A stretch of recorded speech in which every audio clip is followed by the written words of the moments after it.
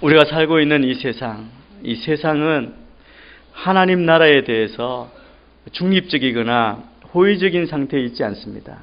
우리가 말씀을 들고 주의 자녀로 이 땅을 살아갈 때 우리를 대적하고 그리고 우리를 방해하는 그런 세상 가운을 만나게 될 것입니다.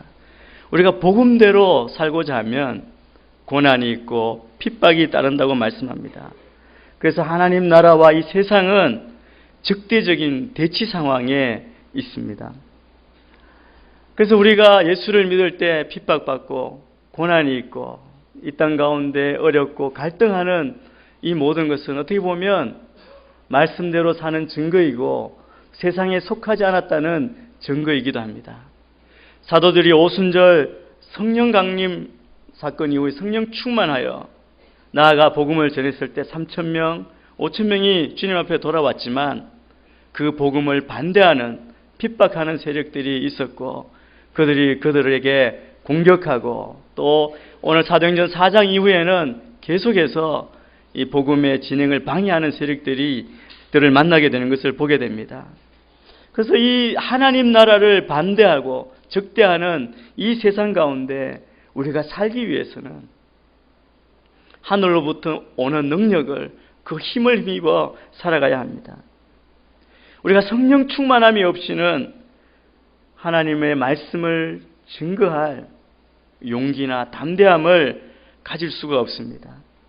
성령은 세상을 향해 하나님의 말씀을 전할 권세와 용기를 주는 어떻게 보면 우리의 능력의 원천이고 우리에게 힘을 주는 원천이라고 할 수 있습니다. 지난 2장 3장에서 하나님의 놀라운 기적의 역사를 우리가 보았습니다. 날 때부터 걷지 못하던 사람이 일어나 걷게 되는 기적이 일어났을 때 그곳에 있는 모든 사람들은 큰 도전을 받고 충격을 받았습니다. 한마디로 그 성전뿐 아니라 그 도시를 예루살렘을 발칵 뒤집어 놓는 그럴 만한 사건이었습니다. 이런 일은 그전에 결코 본 적이 없었기 때문에 사람들은 놀라고 당황할 수밖에 없었습니다. 더군다나 더 놀란 사람들이 있습니다. 그것은 예수님을 십자가에 못 박아 죽이도록 내어놓았던 그리고 재판했던 제사장들과 장로들, 종교 지도자들의 충격은 훨씬 더 컸습니다. 여러분 그 도시에서 그 성전에서 그 사람을 그 거린을 모르는 사람은 없었습니다. 항상 문 앞에 앉아서 구걸하던 사람이었기 때문에 그렇습니다. 그리고 지금은 일어서서 베드로와 요한과 함께 그 자리에 멀쩡한 모습으로 서 있는 것입니다. 그리고 베드로는 이 사실에 대해서 간증하고 있습니다. 이 사람을 이렇게 세운 사람은 자기들이 아니라 이 사람을 이렇게 세우신 분은 예수 그리스도이시다. 예수 그리스도의 이름이다. 예수 그리스도의 능력으로 그 사람을 살린 것인데 이 예수님은 누구냐 하면 바로 너희들이 여러분들이 십자가에 못 박아 죽인 예수다라고 그렇게 증거합니다. 그리고 너희들이 예수 그리스도를 십자가에 못 박아 죽였지만 하나님이 그를 다시 부활시키셨다. 그리고 나는 이 일의 목격자다. 우리는 이 일의 증인이다라고 그렇게 증거하고 있습니다. 여러분 그렇게 증거하고 많은 사람들이 모여 있을 때 이때 오늘 이건 말씀 앞에 보면 제사장들과 성전 경비대장 그리고 사두개파 사람들이 개입합니다. 그들을 찾아옵니다. 여러분 누가 봐도 기뻐해야 할 기쁨이 있고 축복의 사건입니다. 평생 걷지 못하던 그 불쌍한 사람, 볼 때마다 눈물이 나고 마음 아파했던 그 사람이 일어나서 걷는다면 우리가 박수치고 주님을 찬양하고 기뻐하는 것이 당연합니다. 그런데 오늘 4장을 보면 이 사람들은 못마땅하게 생각했습니다. 왜냐하면 사도들이 간증하고 가르치는 그 내용들이 그 사람들의 비위를 상하게 한 것입니다. 또한 그들이 증거하는 것 가운데 예수 그리스도께서 부활하셨다는 사실이 그들에게는 굉장히 중요한 큰 위협이 되는 그런 이야기였던 겁니다. 여러분, 예수님의 부활은 그들이 얼마 전에 그들이 유죄라고 선언하고 그리고 십자가에 못 박은 그들로 봐서는 그것은 정말 받아들이기 어렵고 굉장히 두렵고 염려되는 일이 아닐 수 없습니다. 여러분, 세상 법정도 그렇지 않습니까? 하급 법원에서 죄가 있다고 판결을 했는데 상고에서 다시 상급 법원에 갔는데 상급 법원에서 결심을 합니다. 이 사람은 무죄입니다. 그래서 다시 돌려보내는 겁니다. 마치 그릇금과 같은 것이죠. 인간의 법정 제사장들은 예수님을 십자가에 못 박았지만 최고 법정 하나님께서는 그 판결을 바꾸는 사건입니다. 하나님은 죽은 자 가운데에서 나사렛 예수 그리스도를 부활시키심으로 예수님의 무죄하심, 예수님의 죄 없으심을 선포하신 것입니다. 여러분, 이렇게 증거하는 사도들을 이 종교 지도자들은 그 베드로와 요한을 붙잡아 드립니다. 그리고 체포해서 강제로 하루 동안 감옥에 억류해 두었습니다. 여러분, 사람들은 베드로나 요한의 육체를, 복음을 전하는 우리를 가둘 수 있습니다. 그러나 우리의 영혼은, 우리의 믿음은, 그 복음의 능력은 가둘 수 없음을 기억해야 합니다. 여러분, 거짓은 진리를, 진실을 가둘 수 없습니다. 여러분, 오늘 여기서부터 복음에 대한 핍박이 시작이 됩니다. 예수 믿는 자들을 감옥에 집어넣는 핍박이 시작됩니다. 그런데 말씀을 자세히 보시면 그들이 감옥에 들어가는 그 핍박 가운데 그 다음 말씀은 그럼에도 불구하고 베드로의 설교로 말미암아 예수를 믿는 남자만 5,000명이나 되었다는 겁니다. 여러분, 남자만 5,000명이라면 여자와 아이들까지 포함하면 더 많은 사람이 그들이 복음 때문에 붙잡혀가는 것을 보고도 예수를 믿었다는 것입니다. 누가가 이것을 기록한 것은 인간들의 반대, 그 비진리는 하나님의 말씀을, 복음을 막을 수 없고 방해할 수 없다는 것을 증명해 주고 있습니다. 저는 여러분의 복음으로 인해 받는 고난과 핍박이 있으시다면 그것을 두려워하지 마시게 되기를 축복합니다. 사실은 아무 편안하게 믿는 것이 조금 부끄럽고 두려운 것입니다. 저는 여러분의 고난의 원인이, 핍박의 원인이, 갈등의 원인이 예수와 관련된 그런 고난, 복음 때문에 받는 고난, 그래서 세상을 두려워하지 않고 주를 위하여 주님 주신 능력으로 끝까지 살아나가는, 승리하는 여러분이 되시기를 주의 이름으로 축원합니다. 여러분, 이들을 잡아놓고 그 다음날 유대 지도자들과 장로들과 율법학자들이 다시 공회에 모였습니다. 예루살렘에 모였습니다. 거기 우두머리는 그전 대제사장인 안나스입니다. 안나스는 그때 가장 막강한 권력, 자기 아들 사위까지 대제사장을 시키는 그런 종교 권력자입니다. 그 안나스를 비롯해서 가야바와 같은 대제사장 가문에 속한 사람들이 모두 다 참석을 합니다. 그들은 사도들을 세워놓고 묻고 있는 겁니다. 마치 얼마 전에 예수님을 세워놓고 재판했던 것처럼 동일한 그 자리에 사도들을 세워놓는 것입니다. 그 사람들은 이렇게 베드로와 요한에게 질문합니다. 무슨 권세와 누구의 이름으로 이런 일을 하는 것이요? 묻고 있습니다. 7절에 있는 이 질문을 가만히 보면 이 사람들은 지금 날 때부터 안전병으로 살았던 그 사람이 일어난 사실, 그 기적에는 전혀 관심이 없습니다. 여러분, 이 이야기의 주제가 무엇입니까?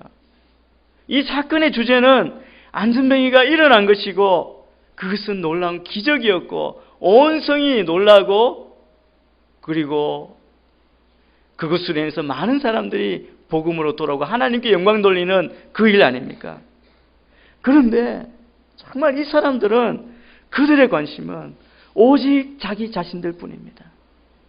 자기 기득권을 지키려 하고 자기 이해관계 때문에 그 비진리를 가지고 진리를 누리고 압박하려고 하는 것이죠. 여러분, 정상적이라면 이것이 정말 하나님의 역사인지 이 기적은 사실인지 사실이라면 그것이 어떻게 일어난 것인지 그것을 묻고 알아야 할 것입니다. 그런데 거기에는 전혀 관심이 없었습니다. 그들의 관심은 누구 이름으로 무슨 권세로 이런 일을 행했냐는 것입니다. 다시 말씀드리면 쉬운 말로 이런 것이죠. 누구 허락받고 이 일을 했느냐는 거죠. 가만히 생각해 보면 정말 어처구니 없는 그런 행동입니다. 그런데 우리가 이 땅 가운데 살아가면서 우리의 모습을 보면 많은 사람들이 문제의 본질은 다 제쳐놓고 비본질적인 문제를 가지고 문제의 핵심을 흐리는 경우가 얼마나 많은지 모릅니다. 자기의 이권을 지키기 위해서, 자기 신뢰를 챙기기 위해서, 자기가 지금까지 누렸던 그 기득권을 지키기 위해서 그렇게 사는 것이죠. 또 개인을 보시면 개인의 인생, 우리 인생이 혹시 그렇지 않습니까?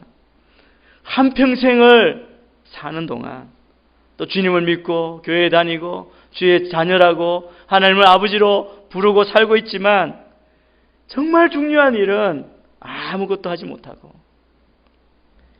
그냥 중요하지 않은 일에 우리의 인생을 허비하며 세월을 보내고 있지 않습니까? 여러분, 우리가 하나님 앞에 정말 내어놓을 그런 정말로 중요한 일은 몇 가지나 되겠습니까? 지금 우리가 붙들고 바빠하고 기도하고 그렇게 열심히 붙들고 가는 것이 하나님 앞에서 정말 본질적으로 중요한 것인지 우리의 삶을 한번 돌아봐야 할 것입니다. 이 종교 지도자들은 오늘 이 말씀, 이 태도를 보면 종교적인 것, 하나님에게 관한 것, 그 영적인 것에 관한 것은 자기들만이 해야 되는 특권이 있는 것처럼 그렇게 자만심을 가지고 그렇게 살고 있습니다. 하나님에 관한 것, 율법에 관한 것, 성전에 관한 것, 이것은 우리가 다룰 문제인데 너희가 무슨 자격으로, 무슨 권세로, 누구 이름으로 이런 엉뚱한 일을 일으켜서 우리를 당혹스럽게 만드느냐, 이것을 따지는 것입니다. 여러분, 우리는 이 시대에 교회가 어렵다고 그러고 교회에 대해서 많은 비판도 하고 그럽니다. 여러분, 교회의 위기는 우리가 그리스도를 전할 것인가, 어떻게 그리스도를 사랑할 것인가, 어떻게 우리가 복음을 받은 자답게 그리스도인답게 살 것인가에 대해서 관심을 가지지 않고 굳어진 전통이나 제도, 방법의 문제에만 관심을 가질 때 그때 교회의 위기가 오는 것입니다. 이것은 내 전공이고 내 특권이다, 내 분야다, 내 영역이다 라고 그렇게 말하는 것입니다. 그래서 이것은 나만이, 아니면 우리만 해야 할 영역이다라고 하는 영역 싸움을 하는 것이죠. 만약 우리가 본질, 복음이 아니라, 영혼이 아니라 우리의 기득권을 지키기 위해서 그렇게 한다면 이 종교 지도자들과 동일한 모습이 우리 가운데 있는 것입니다. 이 진리 앞에 그들은 당황했던 사람입니다. 이 사건에 대한 감사와 영광을 돌리는 것이 아니라 이것이 나에게 어떤 영향을 줄까? 내가 누리고 있는 것을 어떻게 빼앗아 가지는 않을까? 그것으로 고민하게 하는 것입니다. 그들의 반응에 베드로가 이렇게 대답하고 있습니다. 8절부터 10절까지 말씀을 같이 한번 읽겠습니다. 시작. 그때 베드로가 성령이 충만해 장로들이여, 오늘 여러분이 걷지 못하는 사람에게 해명하라고 우리를 부른 것이라면 그가 어떻게 낫게 되는지 묻는 것이라면 이 점을 알아야 합니다. 이 사람이 나와서 옆에 서게 된 것은 여러분이 십자가에 못 박였지만 하나님께서 죽은 자 다시 나사렛 예수 그리스도의 이름으로 된 것입니다. 베드로는 그들의 공격적인 질문, 그 질문을 바꿔서 그 질문의 본질로 돌아갑니다. 바꿉니다. 뭐라고 바꿉니까? 네가 무슨 건설로 무슨 자격으로 네가 누구에게 교육받았고 그를 가르칠 자격이 있느냐, 병 고칠 자격이 있느냐, 그렇게 묻는 그들에게 그는 이렇게 이야기합니다. 이 안전병이가 일어난 사건은 누구의 권세로 그리고 누구의 이름으로 한 것이 중요한 것이 아니라 이것은 선한 일이다. 하나님이 하신 일입니다. 좋은 일입니다. 그런데 이 선한 일에 대해서 해명하라고 그가 어떻게 낫게 됐는지 묻는 것이라면 내가 이렇게 대답합니다. 질문의 본질을 바꾸는 것이죠.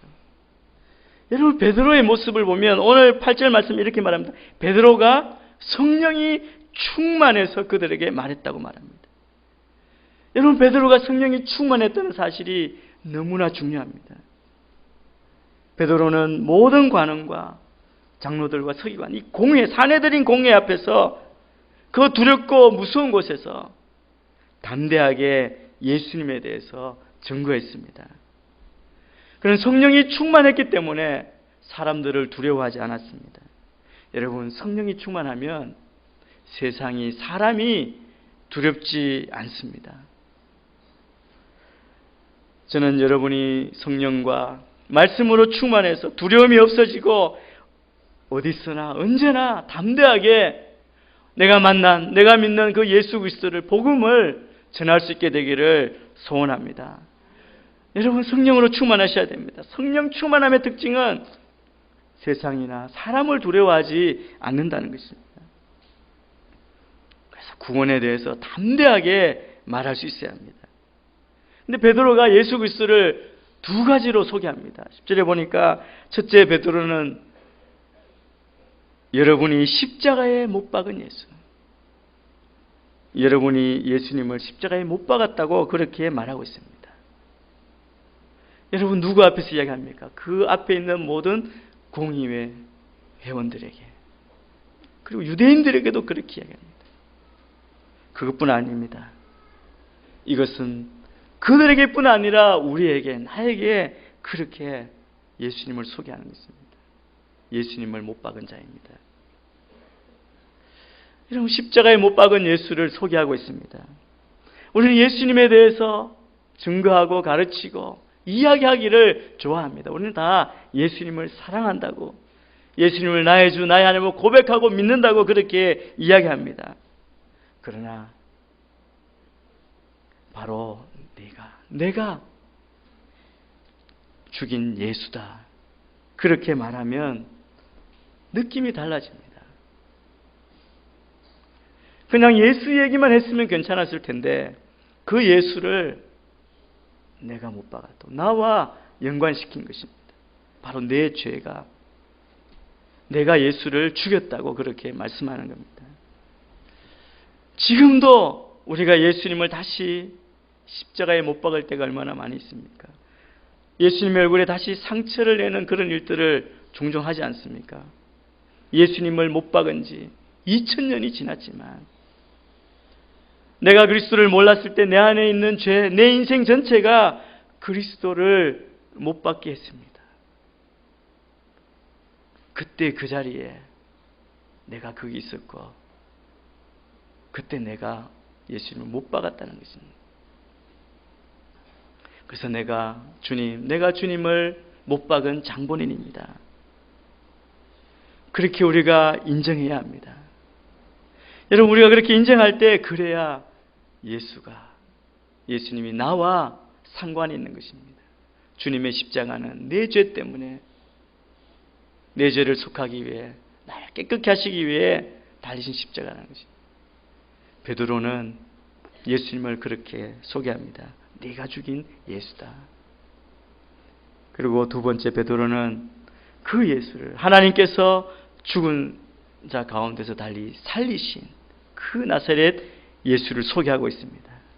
예수를 내가 죽였지만 하나님께서 다시 살리신 예수, 부활하신 예수로 지금 우리 가운데 살아 계시는 예수로 소개하고 있습니다. 여러분, 이 예수님께서 나면서부터 안증병이 된 이 사람, 여러분 불쌍하고 아무 소망이 없고 절망 가운데 있는 이 사람을 건강하게 걷고 뛰며 하나님을 찬양하게 했다는 것입니다. 그리고 그가 그들 앞에 서 있습니다. 여러분, 내가 죽인 예수님, 그러나 하나님이 다시 살리신 예수님께서 우리를 질병으로부터 건강하게 하시고 절망에 빠진 우리에게 소망을 주시고 그리고 우리를 좌절로부터 새롭게 일으켜 세워주시는 줄 믿습니다. 여러분, 그 예수님이 우리와 함께 하신다는 것이죠. 이 예수님은 2000년 전에만 계셨던 예수님이 아니라 지금도 그때와 동일하게 역사하시는 예수님입니다. 그래서 베드로가 그렇게 구약을 인용하며 그리고 예수님을 소개합니다. 시편 118편 22절 말씀을 인용합니다. 유도 건축자의 버린 돌이 성전의 모퉁이 돌이 되었다. 여러분, 유대 종교의 권력자들에게 버림받은 돌에서 하나님 나라를 건축하는 결정적인 모퉁이 돌이 되셨다고 말씀합니다. 그리고 베드로는 이렇게 담대하게 고백합니다. 12절 말씀을 같이 한번 읽겠습니다. 12절입니다. 시작. 예수의 다른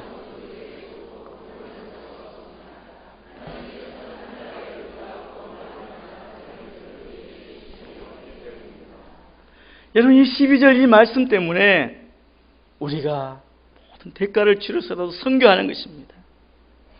이 말씀, 이 고백, 이 믿음이 없다면 다른 종교에도 구원이 있을 수 있고 다른 사람을 통해서도 구원받을 수 있고 선행을 통해서도 구원받을 수 있다고 한다면 우리가 다른 사람들 볼 때 우리는 광신자라고 그렇게 여김을 받을 때가 많지 않습니까? 여러분, 우리가 이렇게 미친 듯이 예수 믿을 필요가 있습니까? 날씨도 좋고 단풍도 좋은데 그냥 쉬엄쉬엄 믿을 수도 있습니다. 적당히 믿으면 되지 않겠습니까? 다른 이로서 구원을 얻을 수만 있다면, 구원의 가능성이 다른 종교에 있다면, 선행으로 구원받을 가능성이 있다면 우리가 이렇게 심각하게 이야기하고 믿을 이유가 없습니다. 그러나 베드로의 고백처럼 구원은 예수밖에 없습니다.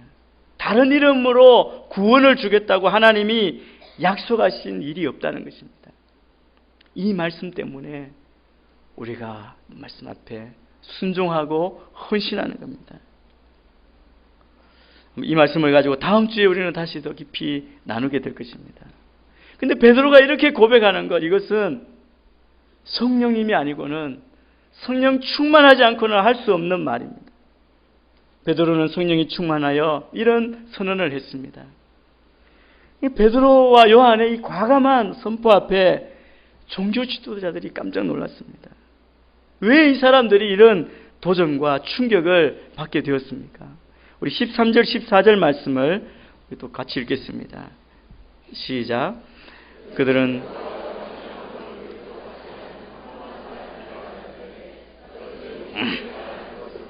놀라지 않을 수 없었습니다.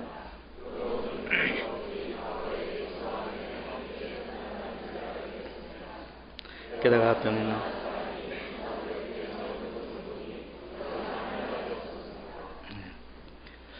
여러분, 우리가 하나님의 자녀로 부름받은 것은 우리가 가진 어떤 조건 때문이 아닙니다.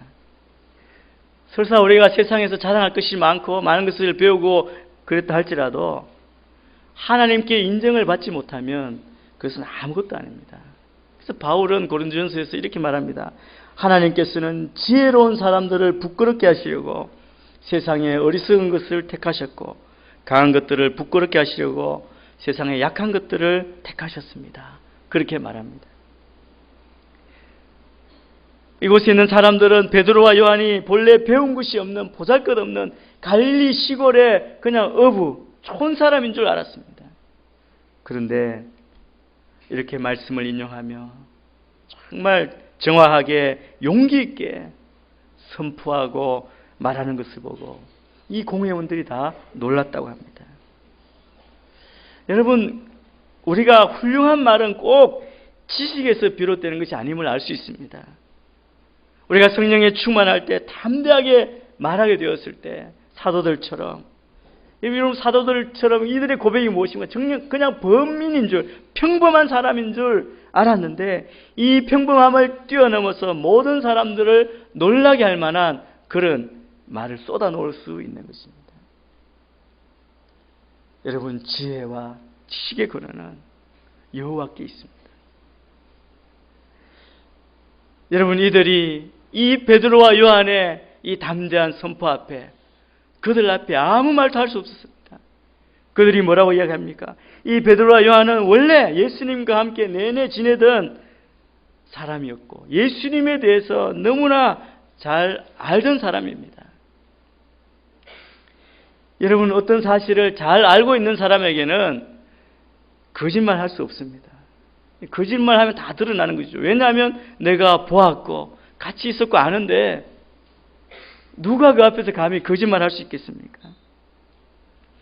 베드로와 요한의 증거에 대해서 이 공회원들은, 종교 지도자들은 더 이상 할 말이 없었습니다. 그뿐 아니라 병나은 사람이 그들과 함께 서 있는 것 보고 무슨 말이 필요하겠습니까? 여러분, 이보다 더 강력한 증거가 어디에 있겠습니까? 이것은 변명할 수도 부인할 수도 없는 그런 사실이었습니다. 저는 우리의 삶 가운데, 세상 가운데 우리 예수 그리스도를 증거할 때 우리의 삶 가운데 이런 강력한 증거와 간증이 있게 되기를 바랍니다. 말이 필요 없습니다. 나를 보라, 이 사람을 보라, 내가 지나온 길을 보라, 그렇게 증거할 수 있는. 여러분, 우리가 이런 확신 앞에 서 있을 때 베드로와 요한이 그 확신을 가졌을 때 종교 지도자들이 어찌할 수 없었던 것처럼, 어떻게 대처할지 자기들끼리 그렇게 의논하러 들어갈 정도로 아무 할 말이 없었던 것처럼 세상 가운데 우리를 조롱하고 위협하고 핍박한다 할지라도 우리가 가진 강력한 증거와 그 삶을 가지고 담대하게 우리의 입술로 복음을 증거하는 우리의 삶이 되어야 할 줄 믿습니다. 여러분, 이 지도자들은 따로 의논을 합니다. 그런데 그들이 뭐라고 의논합니까? 여러분, 분명한 사실 앞에 그들이 어찌할 수 없다고 이야기합니다. 예루살렘에 사는 모든 사람들이 알고 있고, 그리고 우리도 그것을 부인할 수 없습니다.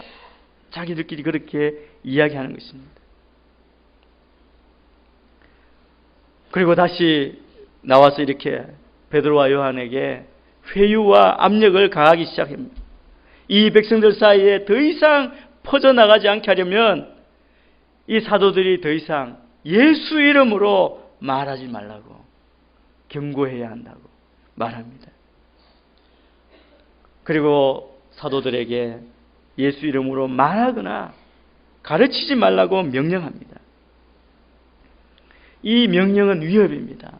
당시 유대인의 율법에는 처음에 잘못하거나 불법을 행했을 때에는 죄인들에게 경고하고 풀어주도록 그렇게 명시되어 있었습니다. 그러나 두 번째부터는 채찍을 맞아야 했습니다. 여러분, 지금 공회원들입니다. 법을 만드는 사람들이고 그것을 지키는 사람, 이 권력자들입니다. 당국자라고 할 수 있죠. 이 같은 명령으로 공회는 이제 사도들이 이 말에 순종하지 않는다면 그 다음부터는 더 과중한 형벌을 부과할 수 있는 합법적인 근거를 갖게 되는 것입니다. 말이 되지 않지만 그러나 그들은 그렇게 하고 이후에 계속해서 그들을 핍박하는 것을 볼 수 있습니다. 그럼에도 불구하고 베드로와 요한은 그들의 회유와 그 압력 앞에 어떻게 대답하고 있습니까? 19절, 20절 말씀을 같이 보겠습니다. 19절, 20절입니다. 시작. 그러나 베드로와 요한이 대답했습니다. 하나님의 말씀보다 하나님 보시기에 옳은지 스스로 판단해 보십시오. 우리는 보고 들은 것을 말하지 않을 수 없습니다. 사도들은 그 인간의 권세보다 예수를 죽은 자 가운데서 일으키신 하나님의 권세를 더 두려워했습니다. 결국 부활하신 예수님의 그 권능, 성령 충만함을 입은 사도들의 오늘 이 말씀 보면 그들이 권세 있는 말씀의 종으로 거듭 태어났음을 볼 수 있습니다. 우리는 보고 들은 것을 말하지 않을 수 없습니다. 여러분, 더 이상 비겁한 베드로나 요한 사도들이 아니었습니다. 주님의 십자가 앞에서 도망쳐버린 제자들입니다. 누가 크냐 서로 논쟁을 벌이던 그 제자들이었지만 오늘 이 모습을 보면 그전에 그 모습이 아닙니다.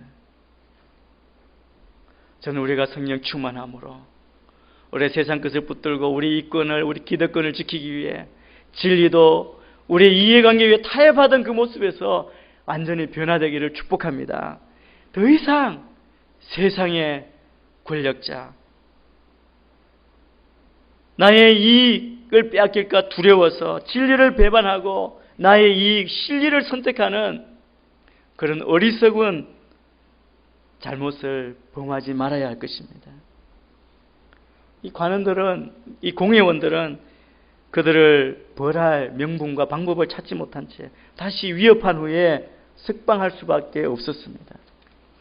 여러분, 이 사건을 통해서 모든 사람이 하나님께 영광을 돌렸다고 말합니다. 그리고 베드로와 요한의 영적 권위가, 사도들의 영적 권위가 아주 올라갔습니다. 사도들은 풀려나자마자 가장 먼저 믿음의 식구들이 모여있는 곳으로 갔습니다. 여러분, 사도들이 잡혀갔다는 소식을 듣고 틀림없이 예루살렘 교회 그 사도들은 걱정하면서 기도하고 있음을 그들이 알았기 때문에 그렇습니다. 그리고 그들에게 가서 그들의 권력자들이 위협하고 어떻게 경고했는지 그 판결의 결과를 알렸습니다. 그 소리를 들은 예루살렘 교회가 그것을 듣고 취한 행동이 있습니다. 이것은 우리의 삶의 큰 본이 되고 우리의 삶의 모든 그런 우리 공동체, 우리 교회, 이 시대 우리 모두가 정말 따라야 할 본이라고 생각합니다. 여러분, 사도들이 무사하게 풀려왔을 때 그들이 다행이다, 안도하고 기뻐하기보다 그들은 한 마음으로 하나님께 간절히 기도했다라고 그렇게 말씀하고 있습니다. 여러분, 당시 초대교회 그 모든 믿음의 사람들, 사도들은 자신들이 직면하고 있는 위험, 앞으로 닥쳐올 그 위협이 얼마나 생생한 현실인지를 잘 알고 있습니다. 그래서 그들은 두려움 가운데 하나님께서 이 모든 상황에 개입하시고 간섭해 주시기를 기도하고 있습니다. 그런데 놀라운 사실이 있습니다. 그 모든 위협과 두려움과 핍박 앞에서 그들이 구한 것은 그 핍박이 물러가게 해주십시오, 고난이 내 앞에 오지 않게 해달라고 그렇게 기도하지 않는다는 사실입니다. 그들의 기도는 이것입니다. 그들의 처한 위태한 이 상황을 하나님 보시옵소서. 보시고 그들이, 이 사도들이 이 하나님의 말씀 복음을 담대히 전하는 일에 위축되지 않게 해달라고, 더 담대하게 전할 수 있게 해달라고 간청하고 있습니다. 그들이 또 구하는 것은 자기들이 손을 들어 병이 낫고 거룩한 종 예수 그리스도의 이름으로 표적과 기사가 나타나게 해달라고 간구하고 있습니다. 여러분, 이 초대교회 사도들의 기도에는 그냥 미사여구 관념적인 것이 아닙니다. 애매모호한 그런 표현이 발견되지 않습니다. 그들은 그들이 닥칠 위험, 복음으로 인해서 무슨 일이 닥칠지 분명하게 알고, 그리고 그것을 위해서 하나님의 보호와 간섭을 요청하고 있는 것입니다. 기도의 마지막 부분을 한번 보겠습니다. 29절, 30절 말씀을 같이 읽겠습니다. 시작. 그러니 주여 그들의 위협을 보고 주의 종들을 도와 주의 말씀을 담대하게 전하게 하소서.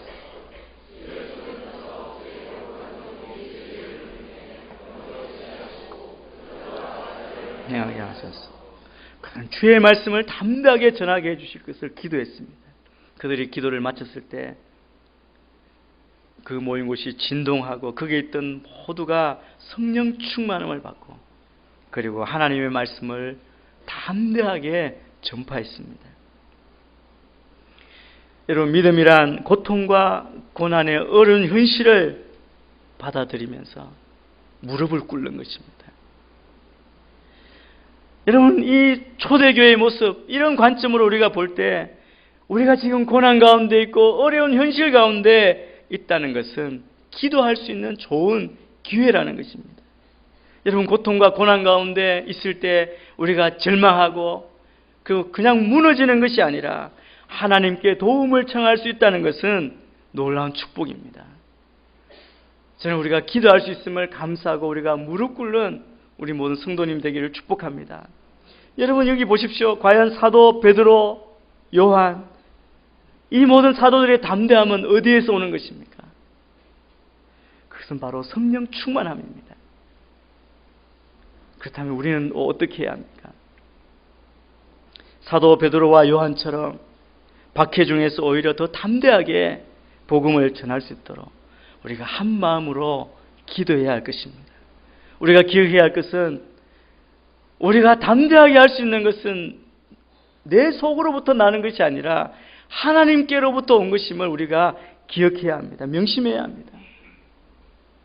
그래서 우리에게 가장 확실하고 강력한, 멈출 수 없는 힘의 원천은 하나님께 드리는 그 정직하고 믿음 있는 기도로 우리가 성령 충만함입니다. 여러분, 성령의 인도를 받아 주의 일을 해도 방해는 있게 마련입니다. 사도들은 성령 충만해지니까 담대해지고 지혜로워져서 그리스도의 복음을 언제 어디서나 논리 정연하게 정합니다. 여러분, 사도들처럼 우리가 성령 충만함을 경험해야 합니다. 시간이 지나면, 때가 되면 잘할 수 있겠지, 막연한 마음으로 이 성령의 역사, 성령 행전에 우리가 참여할 수 없습니다.